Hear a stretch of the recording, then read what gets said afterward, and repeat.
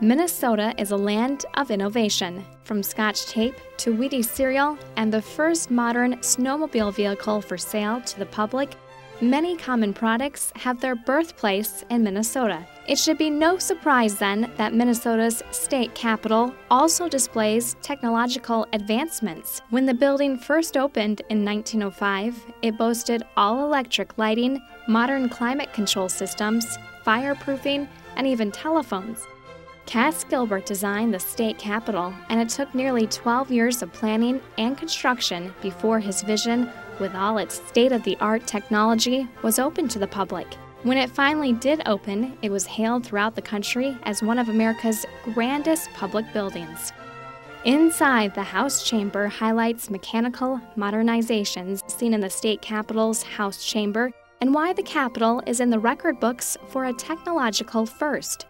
Representatives gather in the House Chamber to collectively debate and vote on bills. There being 114 ayes and 0 nays, the bill is passed as amended by the Senate, and its title is agreed to. Report from the Committee on Rules and Legislative Administration. The process of voting is a smooth technical operation now, but it wasn't in the beginning. When the chamber was first opened, when the building was built, all roll calls were done by paper, by an oral roll call, checking them off. In the 1930s, an electric voting machine was installed, and with it, the Minnesota State Capitol made history. Minnesota was the first state to incorporate electronic voting in both the House and the Senate. So the boards you see on the walls here are not from 1905, they're from the 1930s, late 1930s. Although the electric voting machine saved a considerable amount of time, it was not unusual to take a 5-minute recess each day to repair or adjust the voting equipment. Over the years, the Chamber's voting system has improved, becoming faster and more reliable. We went from an electromechanical system in the very first system with a what you would call a mechanical printer that actually punched holes in a punch card to a teletype printer in 1985. Now we use just standard off-the-shelf copiers as our printers for the voting system. Communications Officer Steve Tigas explains how today's digital voting system in the House Chamber works. This is the Speaker of the House's podium in the House Chamber. This is a duplicate of the seating chart. It also gives the Speaker some vital information. We call these the sugar cubes. Each member has a little sugar cube with their name and county of residence. And that's how the Speaker recognizes them when they stand up to talk. The Speaker tells the Chief Clerk to open the vote. The clerk will take the roll. The Chief Clerk pushes a button and opens the digital voting system, giving members the opportunity to vote from their desk. There's a 4-button panel on each member's desk, 1 button for the page, a yay, a nay, and a reset. The 4-button panel is hardwired to a computer system, and the vote is sent digitally to the Speaker's podium. The Speaker's podium has a similar setup. I have now the Speaker's voting yay. There is a green light that lights up under the Speaker's name for a yes vote when pushed, and a red light that lights up for a no vote. The podium also keeps track of votes. And there's a running total that changes up here.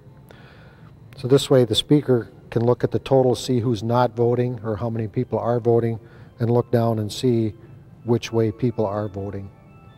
And then the vote is locked, and the lights are locked in place. Members, please vote. The vote is locked when the Speaker tells the Chief Clerk to close the vote. The clerk will close the roll. The Chief Clerk hits a button to close the vote and punches another button to print a copy of the vote tally. Printer starts spinning. In 12 seconds we have a printed copy, and the totals come up on the message boards. Although the vote is closed, up until the Speaker announces the results of a vote, a member at his or her desk still can be recognized by the Speaker and either can cast a vote or change their vote orally. One of the Chief Clerk staff members will then show the vote or vote change on the printout along with the new total. Another essential electric feature of the House Chamber is known as the tube. The tube was installed in the chamber between 1969 and 1970. During a session, a member of the chief clerk's staff will use the tube to send up a last-minute amendment or some other type of paperwork to the third floor, where there is a copy center, instead of running up the steps to deliver the paperwork. Once the paperwork travels through the tube, it ends up here on the third floor of the chief clerk's office. Staff members who edit the Journal of the House will receive the paperwork. If it is an amendment, it will be made into copies. While the tube and voting system are clear examples of technological advancements in the chamber, there are other, albeit more subtle examples of technology in the space too. During the House restoration process between 1989 and 1990, a robust emphasis was placed on updating and automating the House chamber. They put in new conduit, new wiring all throughout the floor of the House chamber. So, you know, you can plug in your laptop today because of that work that was done. It was estimated over 2 miles of new piping, all of which was filled with wiring for electrical equipment, was laid in the chamber during the restoration. The conduit was installed to handle current electrical needs as well as anticipated future needs. The chief clerk's desk was also refurnished with a wiring raceway for future technical innovations. Each representative's desk, already featuring a voting system, microphone, speaker, and power outlet at the time, was updated with an internet connection for members. When you did the restoration in 1999, they were already looking forward or ahead to computerization. The rewiring that was done when the desks were all removed and that sort of thing. So that was the beginning of us having our computers.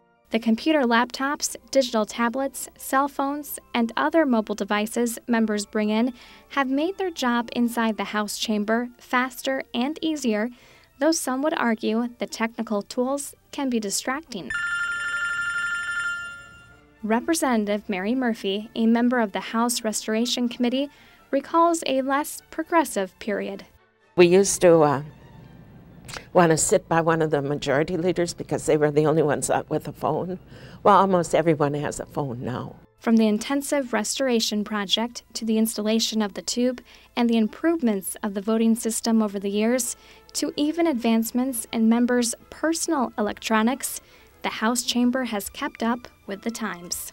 What technology is in the chamber's future, and for that matter, in the future of its representatives, is anyone's guess.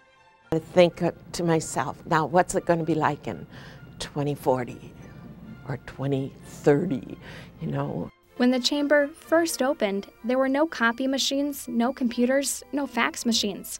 But representatives were still able to accomplish much for the betterment of Minnesota.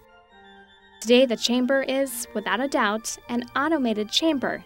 And with the spirit of innovation being strong in the state and the legislative branch, with its standing and proven reputation for being inventive, more technological advancements in the chamber are just beyond the horizon.